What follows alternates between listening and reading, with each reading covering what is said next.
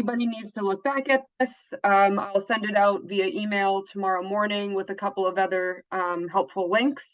So if there's something you missed, or if you have friends or students, if you're out there, if you have friends that haven't seen the presentation, parents will receive the email, and students, it will be posted to the Google Classroom. So we're trying something new this year, and I'm hopeful we'll be able to reach a larger audience by doing this virtually and recording it so that you can go back and see it as needed. So I'd like to just start with a couple of introductions. My name is Sarah Taglienti. I'm the director of the school counseling department at Bellingham High School. I'm joined tonight by our other three school counselors. We have Miss Emily Cotter, Miss Hannah Camille, and Mrs. Michelle Howarth. So all of your seniors have been assigned to a counselor. There's been a little bit of turnover the past few years. So if you have questions about that for whatever reason, if your child doesn't know who their counselor is, we have added the counselor caseload breakdown on here. For privacy, we're not allowed to put full last names, but if you look at the first couple of letters by last name on here, you should be able to see where your student falls. And we also have the contact information for each counselor listed here as well. So I just wanted to go over the agenda for the evening. We're hopeful to be done by 7 o'clock and then take questions after that.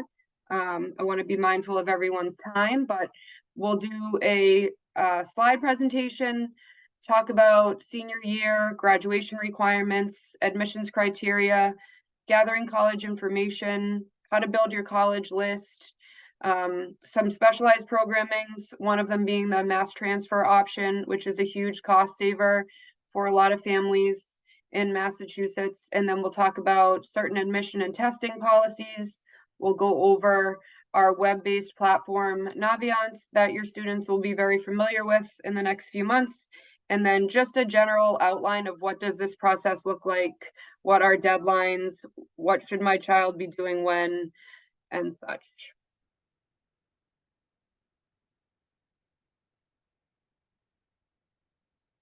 Okay, so here we are in senior year. For a lot of you, it's probably a bittersweet journey as we get to the end of high school. It's an exciting time. It does bring a lot of stress. Students are getting settled into their classes. It's a big year of transitions. It's a lot of first lasts. So first last day of school, first last homecoming, all of those things. So you know, we're mindful that kids are emotional, parents are emotional, and what we found over the past, 5-6 years is that sharing responsibilities is super helpful for students. Not taking over the process for them, but guiding them and being part of the process is really the most efficient way and the best way to help your senior along without doing the process for them. It's a roller coaster of emotions for everybody involved, but we're here to kind of ground you with that and help you if you're feeling like you're asking your child to do certain things and you're being met with a lot of resistance. Please let us know. We can meet with your student. We can make sure that they're on the right track and that they're actually checking things off of their checklists. We're here to help and support you and your students any way we can. We know this is a really exciting time, but also a really stressful time. So please let us know if there's anything that we can do to help support you. I wanted to start off by sharing some of our data from the students in the class of 2023. So these are seniors that graduated last year. 70% of students in that senior class went on to a 4-year college, either public or private, and 11% of the senior class went to a 2-year college or other trade or technical school. So we do have a wide variety of schools that our students apply to. However, most of our students do end up going to Massachusetts state universities and community colleges. Outside of those schools that we'll talk about later in the presentation, the ones up here on the screen are just a lot of the schools that our students will apply to and represent the bulk of where our applications have gone in the last couple of years, especially for the class of 2023. But each class is different. I just think it's helpful for parents to see where students are applying. And if you want more specific information on that, if you go into your Naviance accounts, you can see some data from the past few years of where students have been applying to and where they've been accepted, just for context.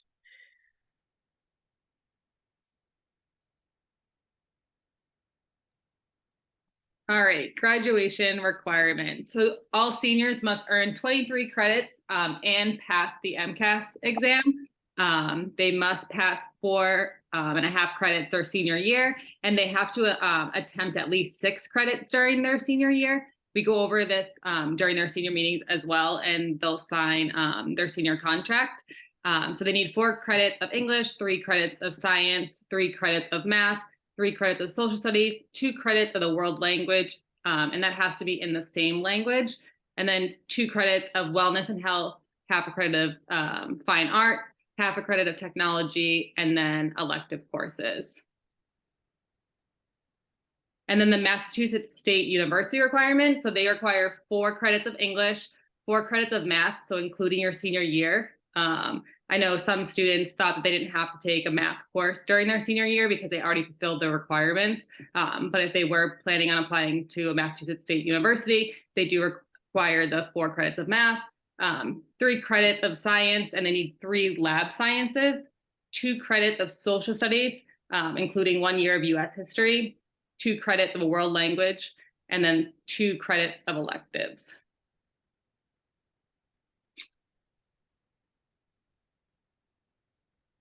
And then switching gears to talk a little bit about the college admissions criteria. So what exactly are these colleges looking for and in what students are sending in their applications? So one of the biggest pieces is the high school transcript, which is going to include the students' list of classes they've taken throughout all 4 years of high school, along with their grades for those classes and their grade point average, their GPA. And colleges are going to look at, the types of courses they were taking to make sure that students are challenging themselves, but challenging themselves appropriate to what they're capable and what feels right for them. And then they're going to look at possibly standardized test scores. So the SAT or the ACT, we're going to talk about that a little bit later. Another piece to the puzzle is the letters of recommendation. So that's typically 2 teacher letters of recommendation and a counselor letter of recommendation that gets sent along as part of the application. And then as students are filling out their Common App or their common application, they're going to fill out what their extracurricular activities are. This is anything from sports to theater, to clubs after school, to jobs and family responsibilities, and all of those things. Colleges really want to see what students are doing. And I always try to remind students it's more about, finding a few things that you really enjoy and not about doing a whole bunch of activities that you're not focusing in on just a few. And then some colleges are still doing interviews, although it's becoming less frequent, and students can reach out directly to the colleges to find out if they're conducting interviews. A lot of the time it's an alumni interview. And then the essay, so the college essay, the personal statement that students are writing is another big piece to the puzzle, and it's really where the students get to share their voice the most, so it's a pretty important part as well. So those are the main components of the application. And then there are a few other pieces that can sometimes play a factor into student applications. Maybe there's a specific sport they play that, the school they're applying for really needs someone, or, it's a first generation student and the college is really looking to increase their first generation student numbers. But if there's anything that your student feels like is an important part of their application or a piece of who they are that they want included, we're happy to include it in our letters of recommendation as well. So just have them let us know.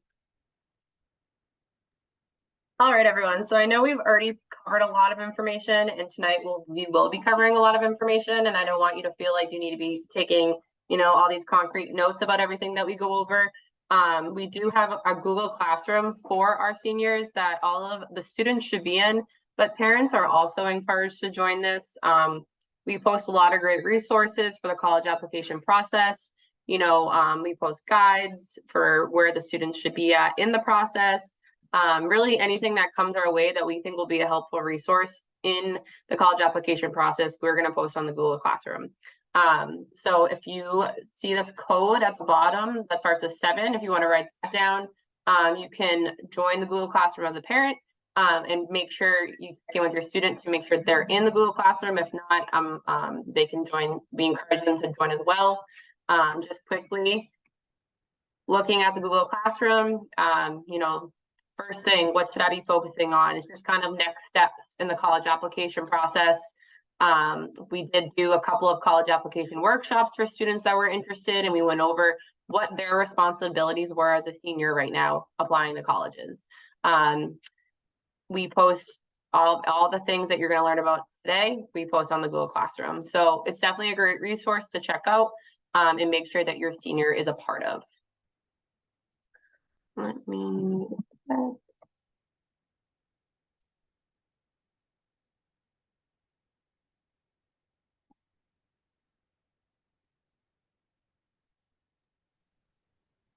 Okay, building your college list. So when you're thinking of your college list, you want to have reach schools. So typically you want to have at least 1 or 2 for reach schools. And what a reach school is your GPA or your SAT scores are below the average for accepted students at that school. So statistically, you're unlikely to be accepted. And also you want to apply to a target school. So 3 or 4 target, we usually say. Your GPA and SAT scores match the average for accepted students at that school, so you're likely to be accepted. And then you want to have a safety school, so at least 1 safety school. So that's a school that your GPA and your SAT scores are going to be above average for the accepted students at that school. So statistically, you're more likely to be accepted. So it's an academic safety and a financial safety.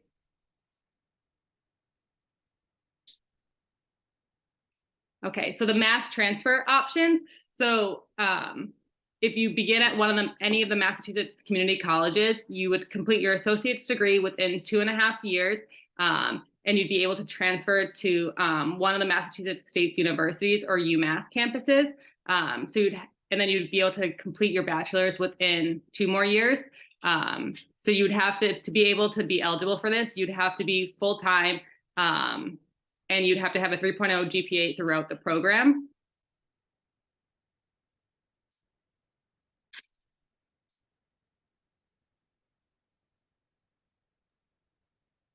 So I'm going to talk a little bit about the different types of admissions. So I think the next slide will start with early decision. So early decision is the binding option. So that's that option that everyone talks about, where if you apply early decision to a school, you're only applying to 1 school early decision because you're committing that if you get in, you will go there. So it's really only, I always recommend it's only a good option for students who are really sure where they want to go. And those deadlines are usually November, early November or early December. Early action has similar deadlines. So again, early November or early December, but it's not binding. So it doesn't have that commitment that the early decision application comes along with. And you can apply to more than 1 school early action. Whereas when you're applying early decision, you can only apply to 1 school early decision.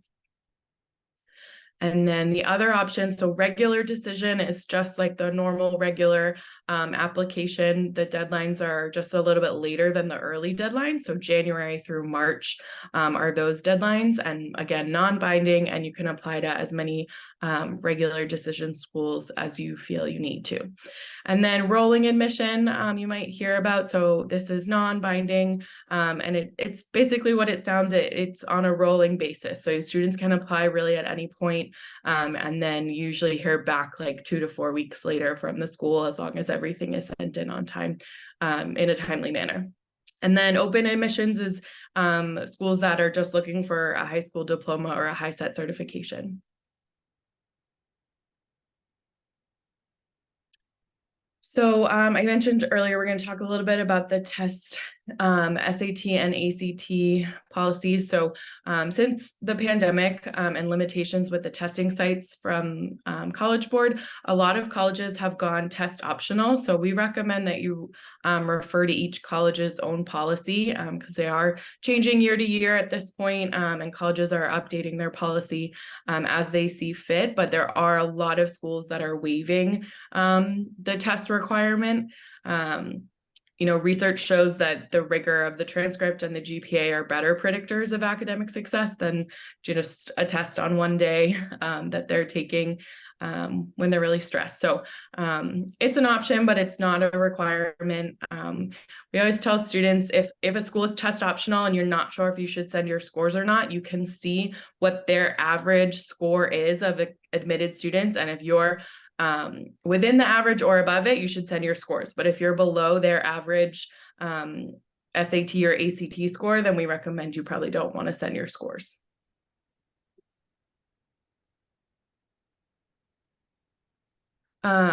So again, just check in with each college. There are some schools that will, require testing to be sent in for, nursing majors or specific majors that require the SAT or the ACT when other majors don't. So it's good to just check in with each individual college. Some also require them in terms of merit scholarships.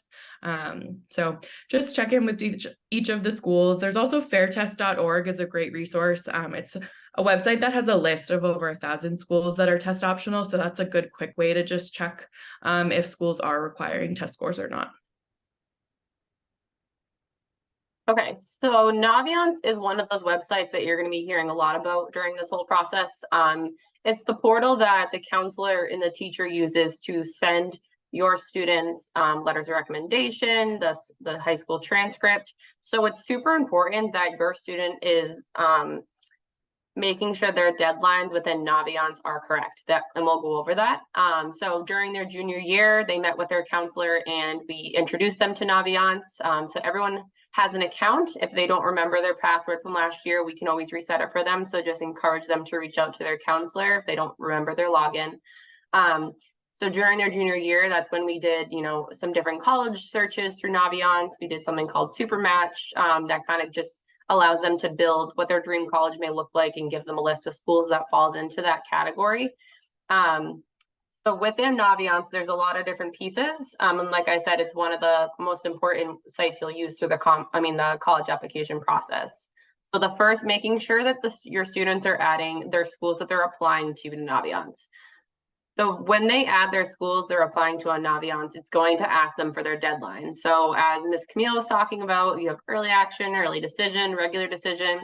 Those timelines are going to be different. So most early action deadlines around here are typically beginning to mid-November, maybe early December, where regular decision isn't till, January, February, and rolling admission could go all the way out to April.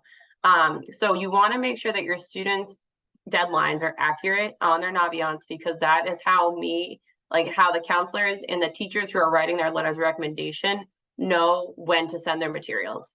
And I always tell students, because students panic a lot of my teacher hasn't sent my letter of recommendation yet, but I sent my application in.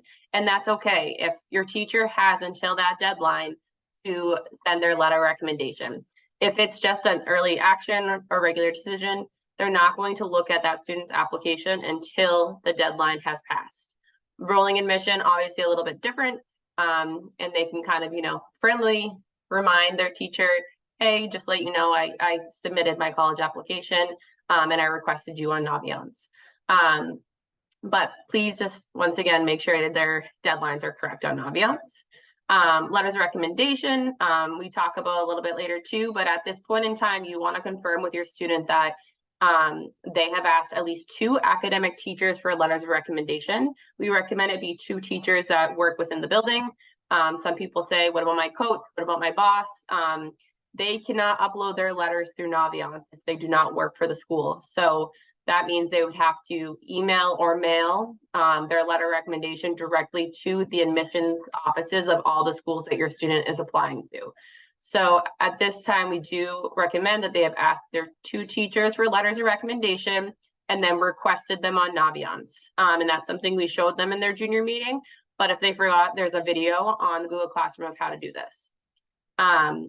There's also a letter of recommendation information sheet in the Google Classroom that we asked them to fill out so we can write them a personal and unique letter as well. So this checklist, which is also found in the Google Classroom, is a really good list to start with your senior if you're kind of like, all right, where are you at in the process? Let's figure it out. You're going to sit down, look at the list. It's going to go through each website, the responsibility of the student. So like we just said, logging in, adding their schools and their deadlines, requesting their transcripts, which is something that we'll go through with them in their senior meeting as well. All of these are the responsibility of the student, and each step comes with a guide or a video of how the student can do that. So this sheet is really useful if you kind of want to just like pick a day to sit down with your senior and see where they're at in the process. And as I think Believe said, we're going to be meeting with all of our seniors individually. So I always think it's helpful if they come with already looking at this responsibility checklist. That way they have some questions already, like, hey, on the checklist, I saw I was supposed to do this. What does that mean? And we can sit down and make sure we get their questions answered during that time. Is it still me? Yeah. So the common application. So the common application is the other really important website. So you have Naviance and you have the Common App. Those are the two most important websites. Naviance is the portal where how we get the letters of rec and the transcripts to the schools. Common App is the actual application that your student is filling out to apply to these colleges. Most schools use the Common App. There are the few that decide that they want to be tricky and don't use it. So if your student's on Common App, which they have to create their own account, and they're on Common App, but they're going to add all their schools on there, and they see like, I can't find this school, it's because they just don't use it, and they can just go directly to that school's website and apply online. It's still all online. There's no paper applications anymore, thankfully. So we recommend that at this time your student should have a Common App. The Common App is pretty lengthy, but it's general information. So they can create a Common App. We recommend they use their personal email, not their school email, just because once they graduate, they won't have access to their school email anymore. And there's some great resources on the Google Classroom, again, that are going to help them fill out this Common App. So if they come to a question of like, I don't know how many people are in my class, it's on the Google Classroom. So all those questions can be really answered on the Common App when they're up at like midnight doing it and we're not on our email to answer their question. I just wanted to add something, Ms. Cotter. I know you mentioned earlier that we've been hosting some WinBlock workshops for students, and we have had some students really take advantage of that opportunity. So it's non-intrusive to their day. They don't have to miss an elective where that's usually the case when we meet with them for like a full period to do their first senior meeting. So the WinBlock is just great because they can sign up and they can come down to the lecture hall. And the last 2 workshops we've done, we've been able to sit one-on-one with some students and make sure that their Naviance account is up and running, make sure that they have created a Common App account and linked those 2 accounts, because that's something that students have to do in order to make sure letters of recommendation get to where they're going. So we've publicized it, I think, really well to our seniors. Not everyone has taken advantage of it, and it could be for other reasons, that either they're getting extra help with a teacher or they're needed somewhere else in the building. But if you can remind your students, it would be really helpful. Less stress on you, less stress on them. They can get help from us in real time and have it not be intrusive to their day. So that's a really good option if you can encourage your students to sign up through their MyFlex Learning accounts for those WinBlock workshops. We're willing to help the students with anything, whether it be Common App, College Board, SAT stuff. If they just want to run something by us or get our opinion on something, all the counselors are there at the same time. So it's a great opportunity for that. So the third website of the college application process, so other than Naviance and Common App, is College Board, which a lot of you may be familiar with. College Board is how students register to sign up for the SAT. It's also something that if your student is in AP courses, you're probably familiar with. So if your student wants to take the SAT, they would go to College Board, and that's how they register for the SAT. And that's also how they send their scores out to school. So if your student scores, higher than average or average on the SAT and they want to send their scores, they're able to send their scores through College Board. So there's a lot of different websites, and that's why we kind of put it all together on that checklist of what each website does. I will say Naviance, we can reset their password. Common App and College Board, we cannot. They'll have to reset their password on their own. We just don't have access to that information, but Naviance, we can reset their password whenever they need that.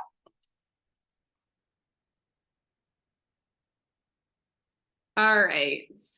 So Emily kind of already touched on this, the letters of recommendation. So your student's gonna want 2 teachers' letters of recommendation. Hopefully by now they've already asked, and then 1 counselor recommendation. So we automatically will write the student a letter of recommendation. Again, Emily had mentioned this before, the student must request the recommendations through Naviance. There's a tutorial on the Google Classroom. If they have any questions about that, or during their senior meeting, we can also go over that. The teacher recommendation information form is also available on the Google Classroom. We do have hard copies in the counseling office. I know some students have already come down to grab them just because some teachers like a physical copy of it still. And then the college essay, the goal. Ms. Nolan, I don't mean to interrupt you, but can you just clarify for some of the parents on the call that may not know what the teacher recommendation information form is? Oh, sure. Sorry, I thought Emily kind of touched on it, but it's just the information, just like so we can write a letter, about your student that's like specific to them. Like, they might have accomplishments that we don't know about. They might want added in their letters. So it just helps teachers and counselors really write a personalized letter for them. I think that's one of the most important things to keep in mind. Sometimes we have students that have something they want to share, but they don't necessarily want to pick that as their topic for their essay, or they don't think a teacher knows enough about that piece of information to put it in a letter, and they just don't know where to share that. And that's sometimes the perfect place for the counselor to put that in their letter of recommendation. So if it's something that's more of a sensitive topic that your child's not sure if they should share, if they want to share it, definitely encourage them to talk to their counselor about it. Put a question or 2 for the counselor on the teacher recommendation information form that they give to their counselor, and we can check in with them on how that kind of fits into their application and where the best spot for it go might be. I just wanted to add, because Mrs. Howard brought up the fact that we have those in hard copy, and it reminded me that it's not in the presentation, but I know a lot of parents have been asking. Students do get 2 excused absences for college tours. And that is something that we have that form in our office. It's right next to the letter recommendation form that Mrs. Howard was just talking about. So if they come into our office, they just have to fill that out and give it to the main office before their college visit, not afterwards.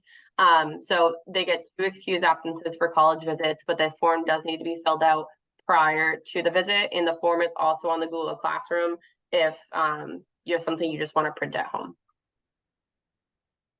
All right. And then the college essay. So the goal is to write an essay that only the student can write. So you want to make sure that it's perfect, that there's no grammar, punctuation, or spelling errors. And then most senior classes in their English class, they will write their college essay. I believe 1 class, I think, has already started it or is starting it this week. And then the rest should be starting at least next week. I'm not 100% sure about the AP classes, though, if they write the college essay or not. Ms. Taglianti, do you know?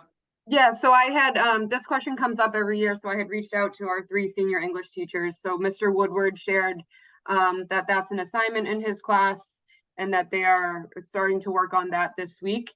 Mrs. Bergeron's class said, she said that will be done by October, which is great. And then Mrs. Colella, I'm not sure exactly if it's an assignment. I needed her to clarify that. But I do know that she talks about the college essay and she helps students generate topics for their college essay. So all 3 of those teachers are very experienced and very well-versed in the college essay. So if your student needs help brainstorming a topic, they can run that by us, or they can definitely talk with their English teacher, but they should 100% have their English teacher proofread it, even if it's not an assignment, because they are the most knowledgeable in terms of grammar and punctuation. But if they have questions about a topic or how to write about a topic, certainly they can talk to their school counselor. All right.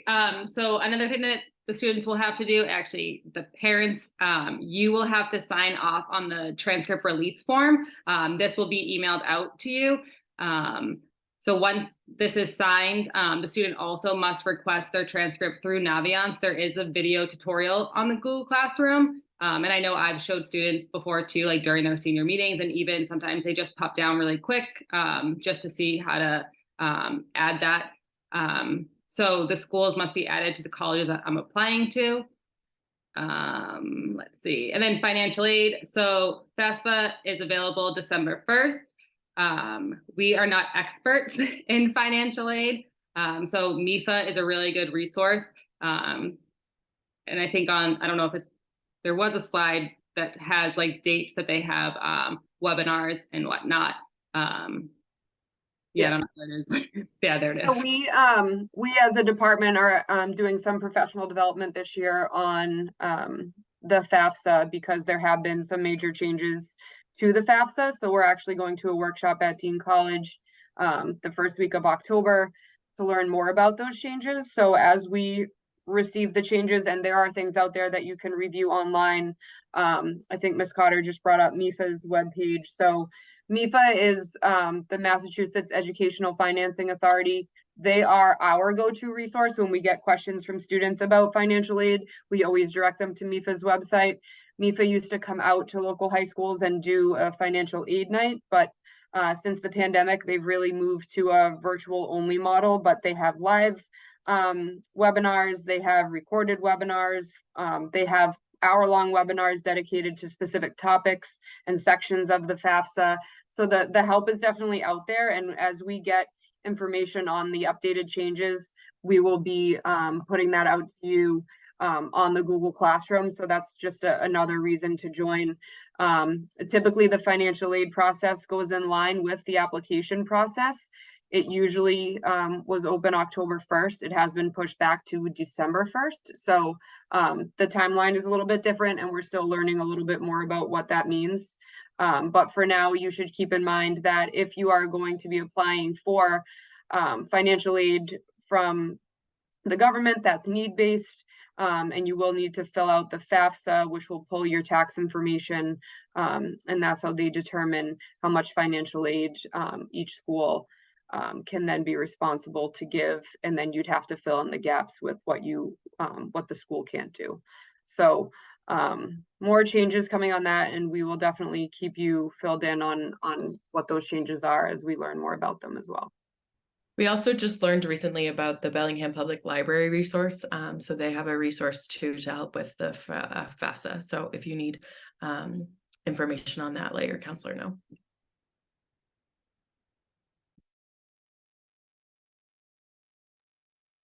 So for our student athletes that are planning to participate in NCAA athletics, there is a certification process that the students have to complete before they can step on the field at whatever college or university they're going to, if it is a Division I or Division II athletic program. So this does not apply to Division III athletic programs, just Division I and Division II. If you're not sure, you can go on each college's website on their athletics page, and it will tell you what division they participate in.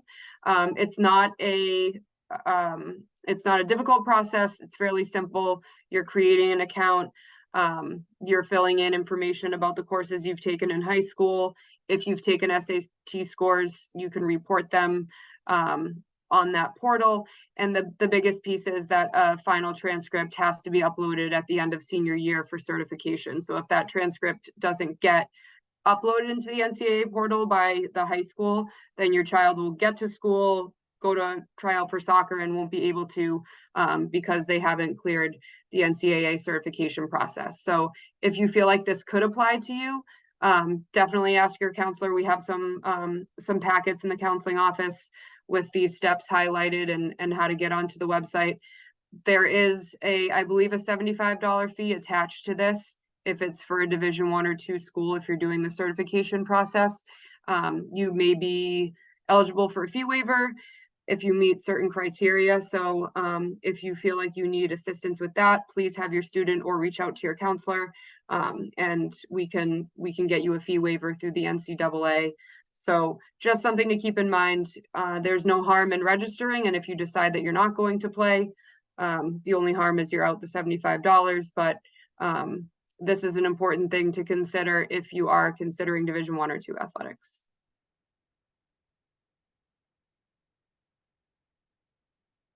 Okay, so you've heard a lot about Common App, you've heard a lot about Naviance, and you've heard a lot about College Board, and a lot of you are probably feeling really overwhelmed, like how is my son or daughter ever going to get through this process? But I want you to know that we're a very experienced team.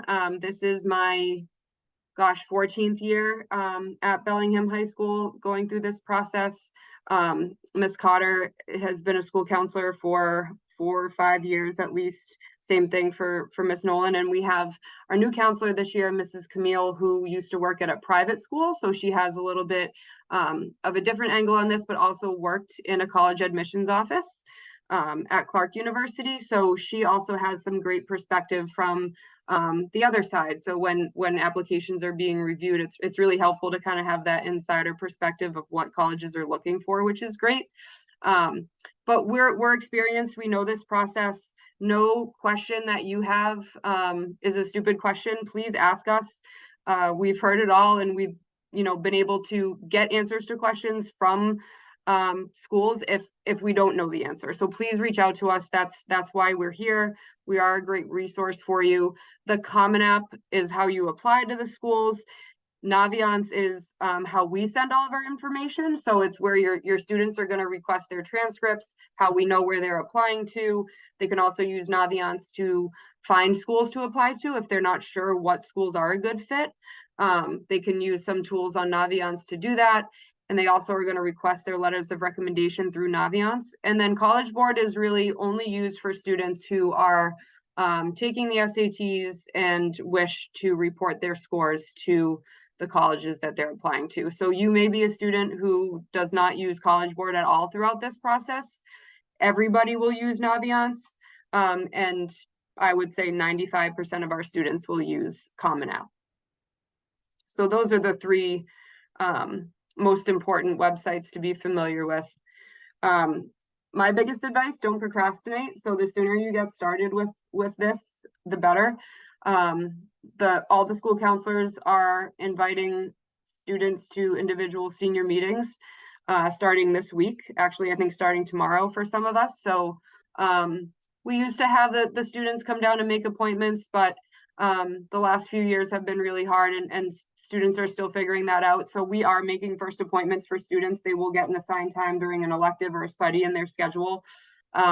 You're welcome to join that meeting. If you want to come in and meet with the counselor and your child, we welcome you to do that. That's really the kickoff of the senior year meeting. And then just researching schools and creating that list. You're going to have your students get on Naviance, make sure they're familiar with that, staying organized, starting the college application sooner than later. Once you fill out 1, once you fill out 2, it really becomes, oh, I've already done this. I know how to do it. It's really familiar information. So it's like that first college. I always tell kids, just like getting that first acceptance letter, like someone wants me to go to their school. Applying to that first college is a big moment, and it's a big accomplishment. And once you do that first one, it gets easier and easier to get the rest of them done. Emailing admissions counselors and scheduling interviews if necessary. We have a great setup where colleges come in outside the cafeteria almost daily, and the kids have access to that calendar on Naviance to see what colleges are coming in. And there's also a list posted weekly outside of the school counseling office for upcoming visits. We have a college fair coming up. So the interface for students with college reps is available constantly, which we really encourage our students to take advantage of, other than going out and visiting the campus, but to have those conversations with the reps that are coming to us. Getting started on the college essay, talking to teachers about letter of recommendation, and then filling out that recommendation form that we have, so that teachers can provide a little bit more detail about how they know the student in terms of what their strengths and weaknesses are in their classroom. Counselors tend to know students on a character level, but it's really important for the teachers to be able to, if they had the student 2 years ago, be able to reference, you know, your child's proudest moment in their class or the favorite classes that they took and what they learned the most out of those classes. So that form is really important for teachers to have. And then for parents, the most important thing is kind of getting your financial information in order, making sure that your tax information is up to date. A lot of what you're reporting on the FAFSA is reported, excuse me, on your tax form. So just kind of getting that in order and making that one less thing for your child to have to worry about is a huge relief for them. College Board and Common App don't want financial hardships to be a barrier for the application process. If you feel like you would be eligible for a fee waiver, or if you qualify for free or reduced lunch, please reach out to your counselor to discuss fee waivers. We can get waivers for SATs, we can get waivers for NCAA, we can get waivers through Common App for applications to waive application fees as well. So please take advantage of that as well, and have your child talk to their counselor, or you can reach out to the counselor directly. And then just lastly, we have some great events coming up. So I said the college fair that we have at the high school, that's happening on October 4th. So all juniors and seniors will be invited to come down to the gym. And I think we have 40 some odd schools coming, which is great. The Google Classroom is that 24/7 access to all things college applications for seniors. So like Ms. Cotter said, 2 a.m., your child's working on applications, they don't know their class size, it's all in there. We've put all the information readily available for you and your student to be able to access it when you need it.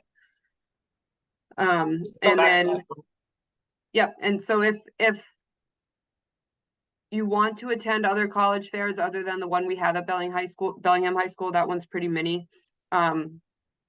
There are area college fairs that you can go to with your child. And if you want to attend one of those during a day where they have school, we allow up to 2 excused absences, more if necessary, once they've used the 2. So just keep that in mind. And then this is that code for the Google Classroom if you'd like to join as a parent. Excuse me. All right.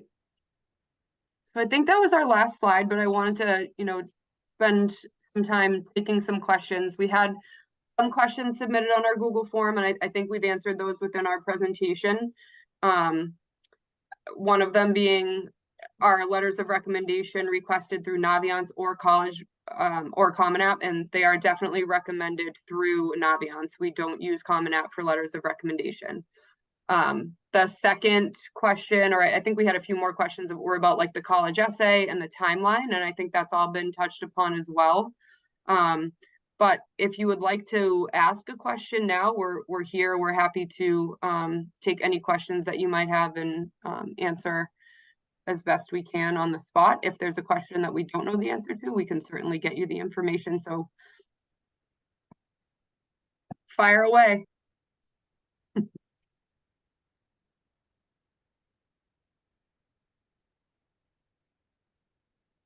I think Mr. Omberg has a question. Hey, there we go. I was just curious if the student's eligible for the Koplik Certificate of Mastery or the Abigail Adams, are those letters, do you know if they're available yet or if kids will get called down or? So yes, good question. So based on MCAS scores, the state determines who's eligible for the John and Abigail Adams Scholarship, which is something that can be used at all the Massachusetts public state universities and community colleges, and it pays for tuition. That information gets delivered to our MCAS coordinator, Mrs. Masterson, and then she then filters that to us. So if you have a question about your child's eligibility for that, you can contact Mrs. Masterson, but usually we get that sometime in October. Good question. Thank you. Thank you for answering it.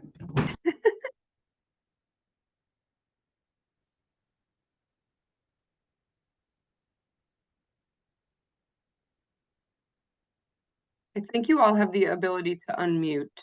and ask a question.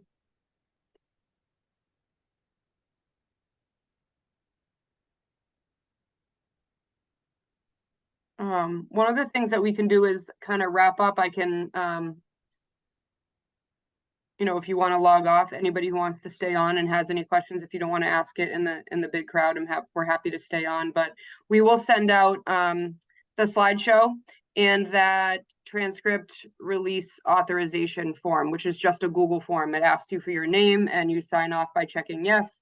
I authorize my child's transcript to be sent to all the schools they're applying to. It's just a form you submit once, and that applies to any school on their list. So once we have that on file, it allows us legally to send your transcript, since it is a legal document. That's part of the student's permanent record. We can't share that without your permission. And even if the student is 18, we ask for the parents' permission as well, just so you know that your child has been applying to schools. So that will be included in the email that goes out tomorrow with a recording of this Zoom meeting, and also the slide deck from tonight we'll be sharing with you as well. I was gonna say, if you talk to your student and they missed our college application workshop during WIN, the PowerPoint that we showed, I posted in the Google Classroom. So they can also go there to see kind of what we went over, and if any questions are popping up for them. We'll obviously go over that in their individual meeting, but if there's something they feel like they missed out on, it's all in the Google Classroom, the presentation that we did in those meetings as well. Thank you. All right, everybody. Thank you for joining us. If you have questions and you'd like to stick around, we'll stay on for a couple more minutes. If not, please reach out to us with any questions you have. And we really are excited about this. It's one of our favorite times of year when students are applying to college. So please reach out to us with any questions you have. Thank you.